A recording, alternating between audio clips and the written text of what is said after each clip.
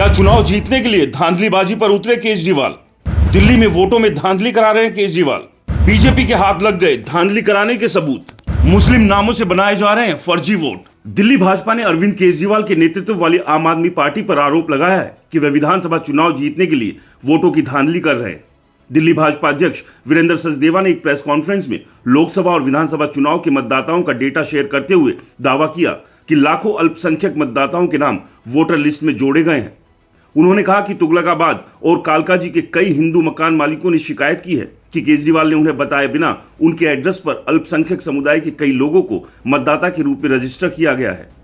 इस press conference में तुगलकाबाद के कई मकान मालिकों को भी बुलाया गया था, जिन्होंने मीडिया के सामने बताया कि उनके एड्रेस पर ऐसे कई लोगों के नाम दर्ज है जिन्हें वो जानते तक नहीं है। वीरेंद्र सचदेवा ने आरोप लगाया कि वोटर लिस्ट में जिन नए लोगों को शामिल किया गया है उनमें से कई 40 साल के हैं और एक की उम्र तो 80 साल की है। ये कैसे मुमकिन है? इससे पहले कभी वोटर लिस्ट में इन्हें रजिस्टर नहीं किया गया।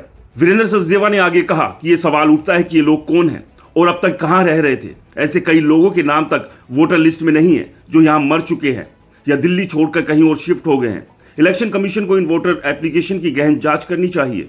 सचदेवा ने कहा कि केजरीवाल धोखाधड़ी से चुनाव जीतना चाहते हैं। इसके लिए आप सरकार फर्जी योजनाएं पेश कर रही है और नकली आधार कार्ड के इस्तेमाल से लोगों के फर्जी वोटर आईडी बनवा रही है। उन्होंने कहा कि 2015 के विधानसभा चुनाव से पहले सिर्फ 8 महीने दिल्ली में मतदाताओं की संख्या 14 लाख बढ़ गई।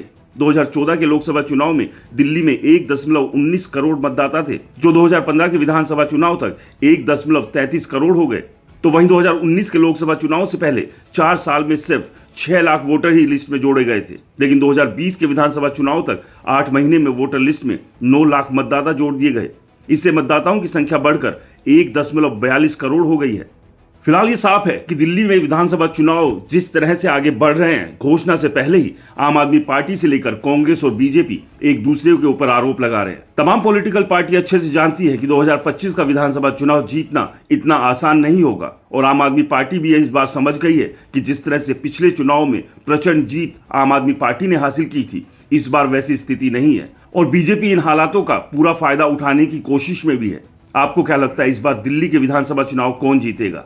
बीजेपी, आम आदमी पार्टी या फिर कांग्रेस? हमें कमेंट्स कर जरूर बताएं। रिपोर्टर जी चैनल को सब्सक्राइब नहीं किया है तो चैनल को सब्सक्राइब करना ना भूलें।